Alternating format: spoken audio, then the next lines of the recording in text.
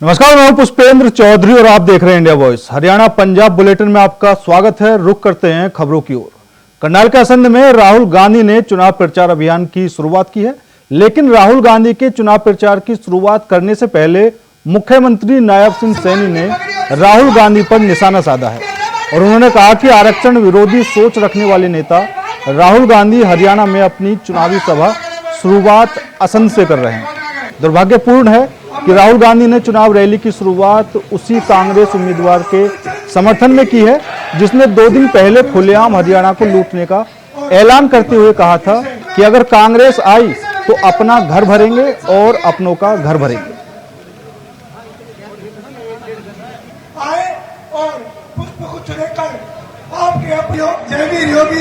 देखिए, दुर्भाग्यपूर्ण है।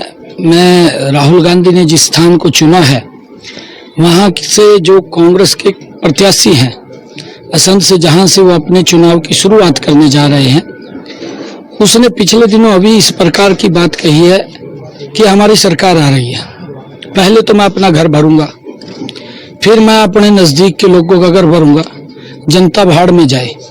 राहुल गांधी साहब ऐसा कौन सा वो रोड मैप लेकर के आ रहे हैं कि हरियाणा को बर्बादी की तरफ ले जाने का काम करेंगे? क्या हरियाणा को फिर वो दोबारा भ्रष्टाचार की दलदल के अंदर फंसाने का काम करेंगे?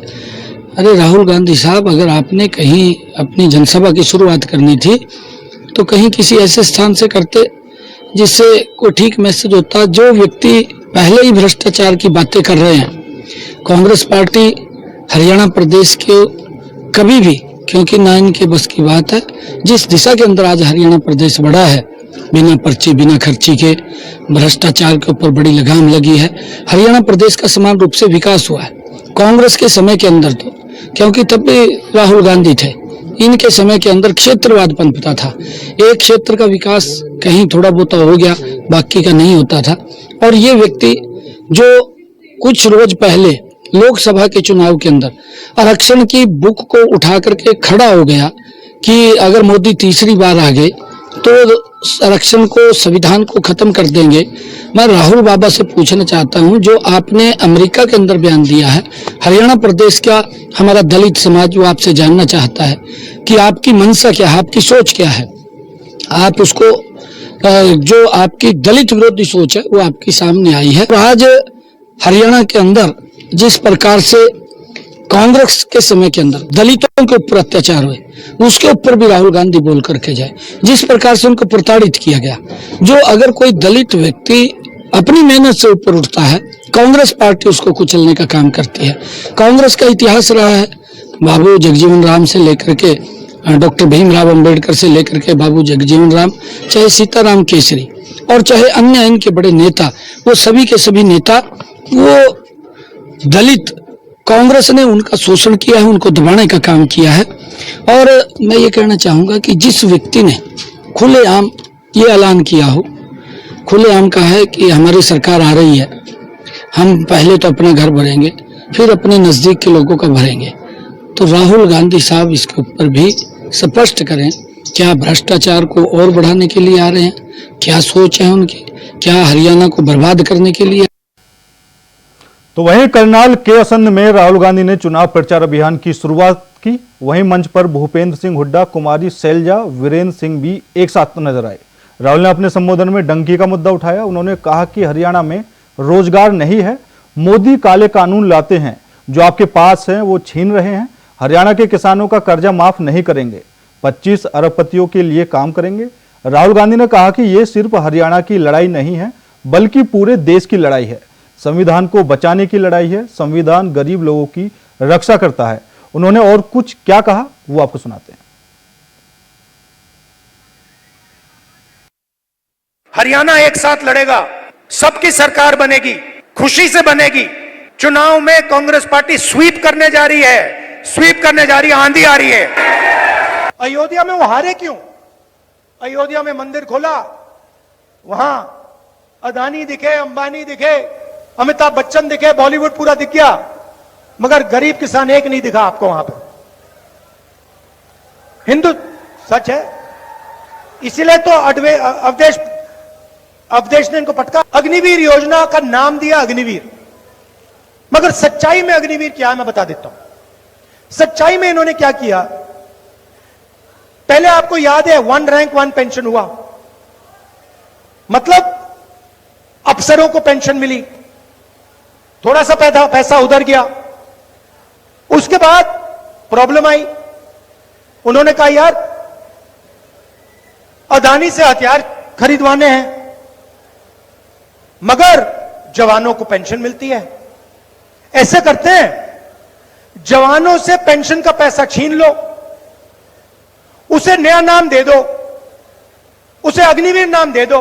अग्निवीर जानता है कि यह नाम सिर्फ अग्निवीर है, इसका सच्चा मतलब मेरा जो हक है, हिंदुस्तान के जवान का जो हक है, पेंशन है, कैंटीन है, शहीद का दर्जा है, वो छीन ली गई है, वो चोरी कर ली गई है और वो अदानी को दी गई है। यह है अग्निवीर का मतलब। और हरियाणा में तो आप इसको बहुत अच्छी तरह समझते हो, आप पॉलिटिकल लोग हो, 1 मिनट में आप देखोगे अग्निवीर, उसका सही मतलब समझ जाओगे, 1 सेकंड में पकड़ लोगे। यह है, इसीलिए सरकार बदलनी है और एक साथ मिलकर, सबको एक साथ मिलकर, 36 बरादरियों को एक साथ मिलकर 36 बरादरी की सरकार बनानी है। हरियाणा में इन दिनों चुनावी माहौल गर्म है और सभी पार्टियां चुनाव प्रचार में जुटी हुई हैं। आज हरियाणा में राहुल गांधी चुनाव प्रचार के लिए आए हैं। इसी को लेकर अनिल विज ने भी चुटकी लेते हुए कहा कि राहुल गांधी का स्वागत है क्योंकि वह हमारे लिए फायदेमंद है। राहुल गांधी जहां जाते हैं वहां कांग्रेस हार जाती है और भाजपा की जीत हो जाती है। वहीं विजय ने कांग्रेस पार्टी को दो मुंहा साफ बताया। वहीं कांग्रेस के राष्ट्रीय अध्यक्ष खड़गे पर भी चुटकुले और भूपेंद्र हुड्डा पर जमकर हमला बोला और इसके साथ साथ केजरीवाल पर भी खूब पलटवार।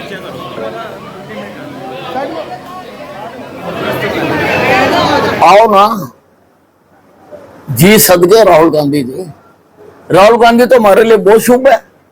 जहां जहां जब जब जिस प्रदेश में गया वहां पर कांग्रेस हारी और भारतीय जनता पार्टी जीती है। इतिहास उठा के देख लो। देखो, मुख्यमंत्री तो बनेगा भारतीय जनता पार्टी का, सरकार बनेगी भारतीय जनता पार्टी की। एक इतिहास भी रहा है कि हरियाणा में उसी पार्टी की सरकार बनती है जिसकी केंद्र में सरकार। सारा इतिहास उठा के देख लो और केंद्र में सरकार है भारतीय जनता पार्टी। हाँ, तो तभी तो राहुल गांधी जी संविधान बदल के आरक्षण को खत्म करने की बात कर रहे हैं। तुम्हारे पिताजी ने साइन कर दिए, इसका मतलब तुम संविधान के साथ जैसे मर्जी खिलवाड़ करो। 1975 में इमरजेंसी लगा दो, 1.5 लाख से ज्यादा लोगों को जेल में डाल दो क्योंकि उसके ऊपर हुड्डा के पिताजी के साइन है। मन मर्जी करोगे। सारे जो प्रजातांत्रिक अधिकार है लोगों के छीन लोगे, लोगों के ऊपर झूठे केस बनाओगे क्योंकि तुम्हारे पिताजी के हस्ताक्षर है संविधान के ऊपर। आरक्षण को खत्म करोगे क्योंकि तुम्हारे पिताजी के हस्ताक्षर है संविधान के ऊपर। सारा हिंदुस्तान डट के खड़ा होगा, तुम्हें संविधान के साथ छेड़छाड़ नहीं करने दी जाएगी। अब खड़गे जी की कांग्रेस पार्टी दो मुंह सांप है। ये बनने से पहले कुछ कहते हैं, बनने के बाद कुछ करते हैं। यहां कह रहे नशाबंदी करेंगे और इन्हीं की पार्टी, खड़गे जी की पार्टी, राहुल गांधी की पार्टी, कांग्रेस का मुख्यमंत्री हिमाचल में कह रहा हम नशा उगाएंगे। ये है इनका दोहरा चेहरा कांग्रेस का सामने नजर आ रहा है।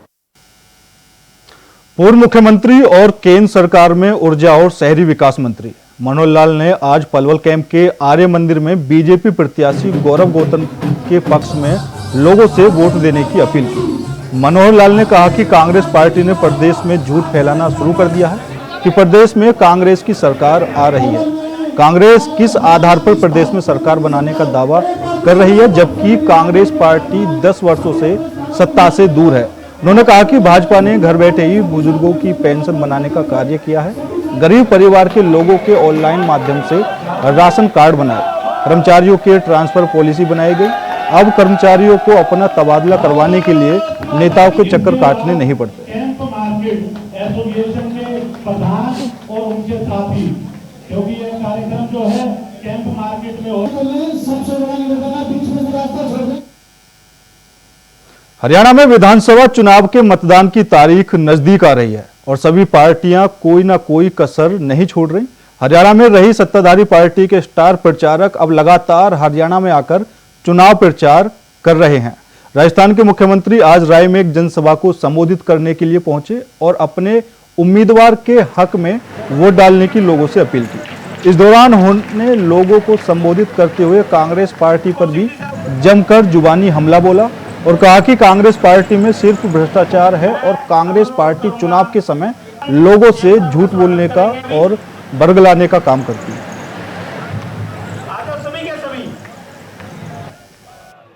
और जिस तरह से कांग्रेस ने अपने कार्यकाल हरियाणा के अंदर काम किया, आप देखते थे अफसरों की क्या स्थिति थी, हमारे युवाओं की क्या स्थिति थी। युवा हमारा किस तरह से देखता था, युवाओं की नौकरी लगती थी तो किस तरह से भ्रष्टाचार होता था। और हमने कहा था राजस्थान के अंदर कांग्रेस की सरकार ने 19 में से 17 पेपर लीक किए थे। हमने चुनाव से पहले कहा था कि हम एसआईटी गठित करेंगे और जिन्होंने किसान और मजदूर के बेटों को आंखों में आंसू लाने का काम किया है, हम एक को भी छोड़ने वाले नहीं है। और आपने देख लिया कि हमने एसआईटी गठित भी की और कम से कम 150 लोगों को जेल की सलाखों के अंदर भी डाला और अभी और आने वाले हैं। मैं आपको कहना चाहता हूँ, ये भारतीय जनता पार्टी है।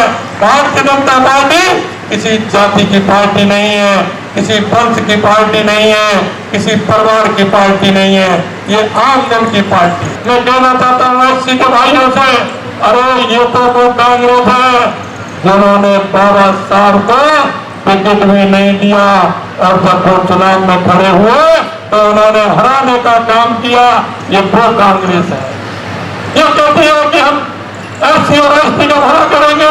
आपने कभी एससी एसटी का भला नहीं किया, आपने हमेशा परिवारों का काम किया। आपने तुष्टिकरण के आधार पर और भ्रष्टाचार के आधार पर चलना सीखा है। मैं आपसे अंत में इतना ही निवेदन करना चाहता हूँ मेरे भाइयों और बहनों, कि आपने सबने देखा है और जिस तरह से आपने ये भी देखा है, हमारे राजस्थान और हरियाणा का एक मेल और है, क्योंकि हमारे राजस्थान का किसान का बेटा मजदूर का बेटा सेना में रहता है और आपके किसान का बेटा भी हमारा सेना में रहता है। हरियाणा विधानसभा चुनाव के तहत जिले के नंदगांव में पहुंचे मध्य प्रदेश के मुख्यमंत्री मोहन यादव ने भाजपा सरकार की जमकर तारीफ की है। कांग्रेस माकपा पर भी जमकर निशाना साधा है। वहीं उन्होंने केंद्र सरकार की विदेश नीति की भी तारीफ की। उन्होंने कहा कि हरियाणा में भाजपा सरकार ने पिछले 10 सालों में रिकॉर्ड विकास के काम करवाए हैं। आज हरियाणा में 24 फसलों पर न्यूनतम समर्थन मूल्य दिया जाता है।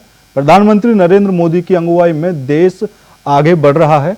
कांग्रेस कार्यकाल में जहां भारत की सीमा पर सैनिकों के सिर काटे जाते थे, आज भारतीय जनता पार्टी की सरकार में पाकिस्तान में घुसकर भारतीय सेना कार्रवाई कर रही है, जो देश के लिए गौरव की बात है।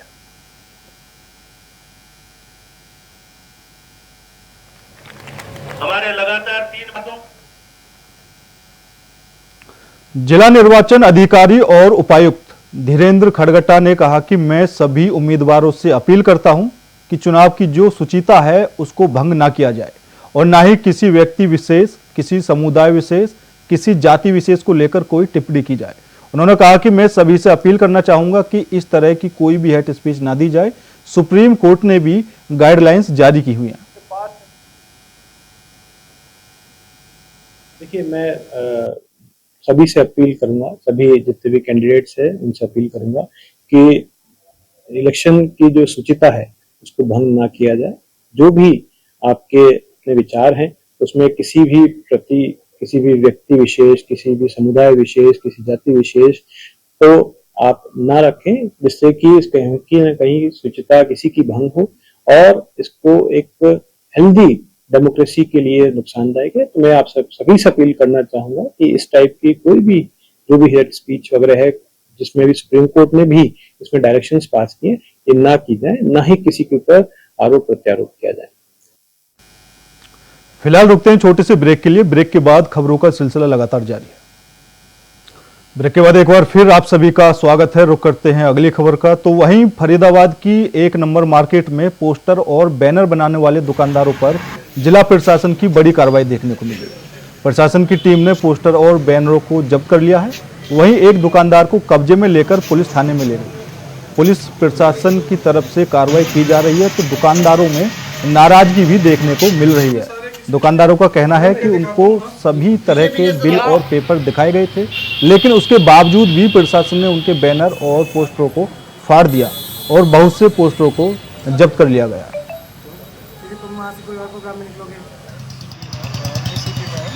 सब आए थे, उन्होंने इनकी जांच करी थी, दुकानों की जांच। वहाँ पे जाके इनसे पेपर वगैरह मांगे हैं, शायद मिले नहीं, इस वजह से उन्होंने बोला है इन सबको वहाँ से क्लियर।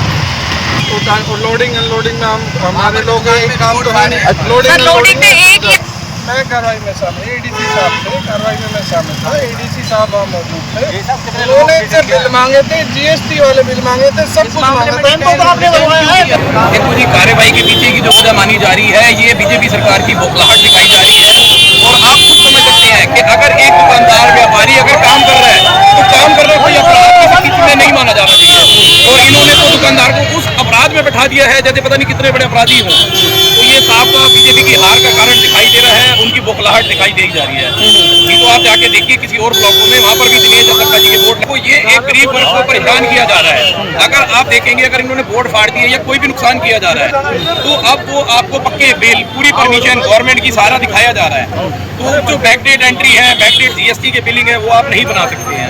ईवे बिल कंप्लीट है।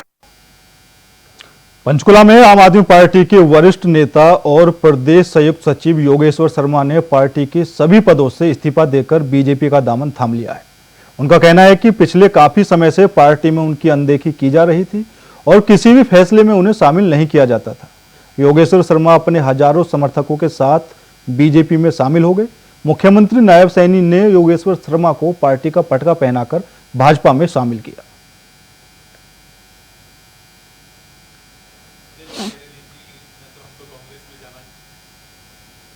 अंबाला में बदमाशों के हौसले लगातार बुलंद होते जा रहे हैं। ताजा मामला अंबाला छावनी नागरिक अस्पताल से सामने आया है, जहां पर एक युवक पर इमरजेंसी डिपार्टमेंट में चाकुओं से हमला कर दिया और उसे मौत के घाट उतार दिया। वहीं मृतक की पत्नी ने बताया कि वे गांव से जा रहे थे। इस दौरान अमरीक और उसकी पत्नी पर ईंट से हमला किया गया, जिसके बाद वे पुलिस चौकी गए और पुलिस ने उन्हें मेडिकल के लिए बोला। मेडिकल के लिए जब वे लोग आए तो अस्पताल में ही उन्हीं के गांव के कुछ युवकों ने आकर हमला कर दिया। हमले के दौरान चाकू से कई वार किए गए। फिलहाल परिजनों ने पुलिस से न्याय की गुहार लगाई। सूचना आई थी कि एक अस्पताल में एक व्यक्ति को लगभग 4 युवकों ने चाकू मारकर उन पर हमला करा, जिनको चंडीगढ़ रेफर कर दिया गया था। तो यह पता चला कि दिन में ये व्यक्ति शाहपुर का रहने वाला था, अमरीक नाम था इनका। तो इनके बेटे का कोई 3-4 दिन पहले बता रहे हैं कि इन युवकों ने इनके बेटे को धमकाया था। तो आज शाम को जब वह गांव में थे तो अमरीक इन युवकों से बात कर रहे थे, जो घर वालों ने बताया कि इस बात को हम पीसफुली रिजॉल्व कर लेना चाहिए, लड़ाई झगड़े में कुछ नहीं रखा। तो तभी उन युवकों ने इनके ऊपर ईंट से हमला करा, जो इनको थोड़ी बहुत जो चोटें आई, सिर पर चोट आई जो बताया गया। उसके बाद ये मेडिकल कराने हॉस्पिटल आए थे, तो यहाँ पर इनके ऊपर चाकू से हमला करा गया। तो जो उनको गर्दन पर चोट आई, जो उनको चंडीगढ़ रेफर कर दिया गया था और फिर उनकी रास्ते में मृत्यु हो गई। ये पुरानी रंजिश का अभी हम इन्वेस्टिगेट करने लग रहे हैं, पता करने लग रहे हैं। परिवार वालों ने बताया कि इनके लड़के को जरूर इन्होंने डराया धमकाया था, और बाकी मैं आपको बेटर थोड़ा अमृतसर के पुलिस कमिश्नर गुरप्रीत सिंह भुल्लर ने आज अपना पदभार संभाला। संभालने से पहले उन्होंने सचखंड श्री हरमंदिर साहिब में माथा टेका। इसके बाद वह अपने कार्यालय पहुंचे, जहां पुलिस कर्मियों ने गार्ड ऑफ ऑनर से उनका स्वागत किया। इस मौके पर मीडिया से बात करते हुए उन्होंने कहा कि पंजाब के मुख्यमंत्री भगवंत मान को धन्यवाद देते हैं, जिन्होंने उन्हें मौका दिया। पंजाब से गैंगस्टरवाद और नशे को खत्म करने के लिए पंजाब पुलिस लगातार काम कर रही है। उन्होंने सभी पुलिस अधिकारियों को सेवक के रूप में काम करने के सख्त निर्देश दिए हैं।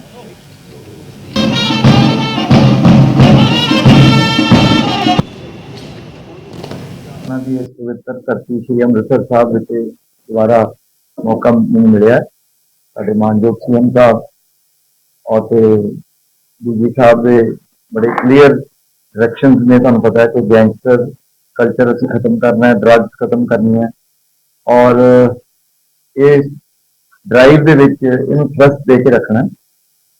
जिहड़ियां प्रायोरिटीज तुहानूं सारिआं नूं पहिलां भी पता है कि prevention and detection of crime police का सब तो अहम जिहड़ा साडा रोल है और साडा जो एम है वो ये है क्राइम नूं रोकना, जो हो गया तो उन्होंने डिटेक्ट करना।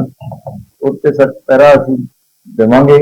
अज ऑफिसर्स नाल मैं मीटिंग रखी है 2:30 बजे एंड असीं जीरो टॉलरेंस पॉलिसी अडॉप्ट करांगे इस क्योंकि पंजाब पुलिस का बड़ा वड्डा इतिहास है और गुरु नगरी दे विच असीं सारे लोग बाहरों भी आउंदे आ तो उहदे वास्ते जिहड़ी बेस्ट अरेंजमेंट ट्रैफिक दे ते होर जिहड़ी पुलिस की विजिबिलिटी है उन्होंने खास ध्यान दिता जाएगा।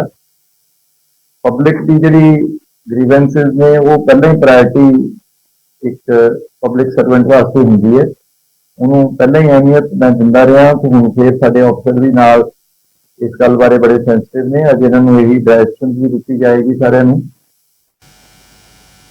पीएसपीसीएल के प्रबंधक निदेशक जसवीर सिंह आज अमृतसर पहुंचे, जहां उन्होंने हॉल बाजार के बाहर बिजली संयंत्र का दौरा किया और पावर हाउस की कंडम बिल्डिंग का भी गहनता से निरीक्षण किया। उन्होंने कहा कि यह 1910 की इमारत है।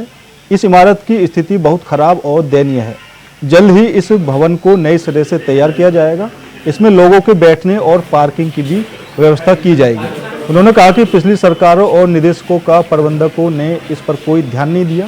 उन्होंने कहा कि अब इस भवन का प्रस्ताव तैयार हो चुका है, जल्द ही इसे नया रूप दिया जाएगा।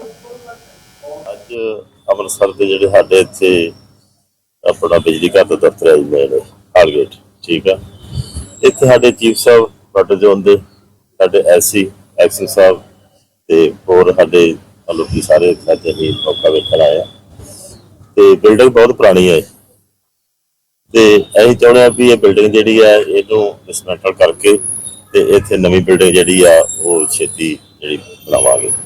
तो ये तकरीबन मतलब भी 1910-15 की बनी है। पर साडा यही सोच साडी भी जा इस करके वेखदे आ भी इहनूं असीं दोबारा रेनोवेट करिए, पर नहीं जिहड़े हालात तुसीं वेखे इत्थे सारे ते इहदी जगह ते मतलब इहनूं डिसमैंटल करके ते छेती जिहड़ी इहदी शुरुआत करके ते नवीं बिल्डिंग इत्थे अपने जिहड़े। फिरोजपुर में स्कूली बच्चों के बीच हुए झगड़े में 10वीं कक्षा में पढ़ने वाले एक छात्र की दूसरे गुट के लड़कों ने पिटाई कर दी। जो घायल छात्र है सहपाठी बताए जा रहे हैं। फिरोजशाह का रहने वाला छात्र चाहत प्रीत गंभीर रूप से घायल हो गया। वहीं इलाज के दौरान देर रात छात्र की मौत हो गई। परिवार की मांग है कि आरोपियों के खिलाफ सख्त कार्रवाई की जाए। हालांकि इस मामले में पुलिस ने 6 लोगों पर केस दर्ज किया है, जिसमें 2 की पहचान की जा रही है और 4 अज्ञात हैं। आरोपियों की गिरफ्तारी के लिए जगह जगह छापेमारी की जा रही है। ये बच्चे का पोस्टमार्टम होना जी, कल डेड हो गई थी, तेरी मौत हो गई थी। अभी भी लाश है कारण पता लगे ना की कारण करके हुई पर जो बच्चे क्लास में सीगा माड़ा मोटा जी, पर जो होया बहुत माड़ा होया जी। इस तक बच्चे को पहुंचना चाहिए सीगा, कोई माड़ा मोटा लड़ लेंदे पर आज इन्होंने इस तक पहुंचे बहुत ही माड़ा, बहुत ही निंदनयोग। उस दी कार्रवाई नूं किद्दां देखदे हो? पुलिस कार्रवाई कर रही है जी। पहले उन्होंने 307 का पर्चा किया जी, हुण उन्होंने रात वाधा करता जी। 103 की धारा जी नवीं चली है जी, वो धारा ला के पर्चे वाधा करता जी।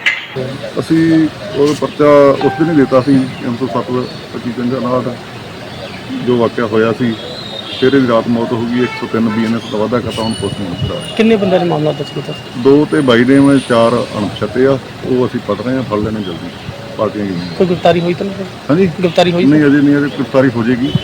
ਸਾਡੀਆਂ ਪਾਰਟੀਆਂ ਗਈਆਂ। ਸਰ ਲੱਗਦਾ ਵੀ ਕਾਨੂੰਨ ਵਿਵਸਥਾ ਬਿਲਕੁਲ ਹੀ ਵਿਗੜ ਜਾ ਰਹੀ ਬੱਚਿਆਂ ਦੇ। ਇਹ ਬੱਚੇ ਹੁਣ ਬੱਚਿਆਂ ਨੂੰ ਕੌਣ ਸਮਝਾਵੇ? ਬੱਚਿਆਂ ਨੂੰ ਉਹਦੇ ਮਾਪਿਆਂ ਨੂੰ ਸਮਝਾਉਣਾ ਚਾਹੀਦਾ, ਸਕੂਲ ਵਾਲਿਆਂ ਨੂੰ ਸਮਝਾਉਣਾ ਚਾਹੀਦਾ। ठीक है, बच्चे 16 साल के। पूर्व मंत्री और अकाली दल के विधायक सुरजीत सिंह रखड़ा ने सचखंड श्री हरमंदिर साहिब में माथा टेका।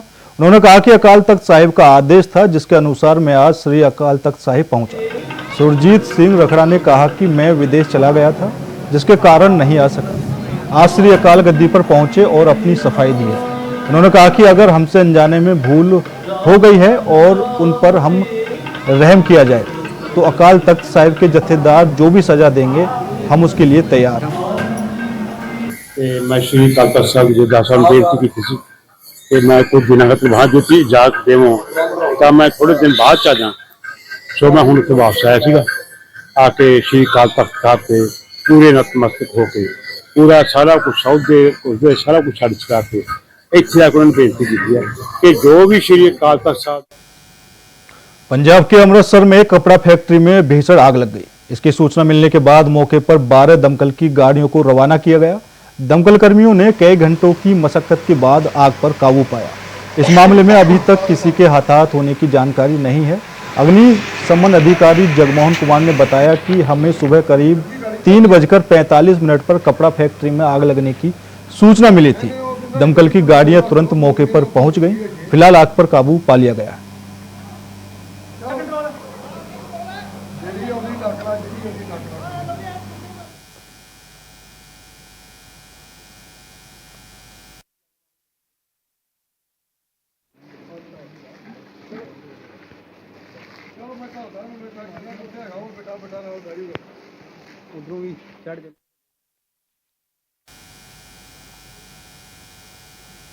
पंजाब के पूर्व मंत्री परविंदर सिंह ढेडसा ने पंजाब सरकार पर आरोप लगाए हैं। उन्होंने कहा कि पंजाब सरकार पंचायत चुनाव में बड़ा घोटाला करने की तैयारी में है।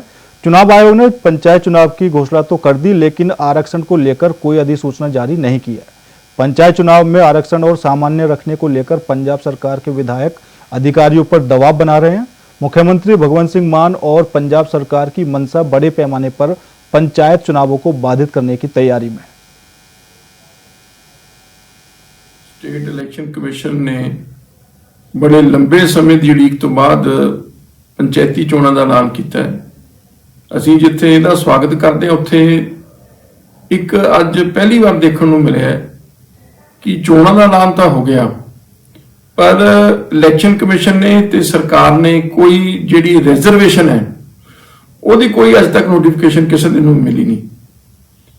ये हैरानी की गल है भी 2 दिन तो बाद कागज भरने हैं, हजे किसी को नहीं पता भी किहड़े पिंड रिजर्व होए ने, किहड़े जनरल ने, कित्थे लेडीज रिजर्व है। ते मैनू जो फिलहाल मेरे साथ इस बुलेटिन में इतना ही। बाकी देश और दुनिया की तमाम खबरों के लिए देखती रहिए इंडिया वॉइस। नमस्कार।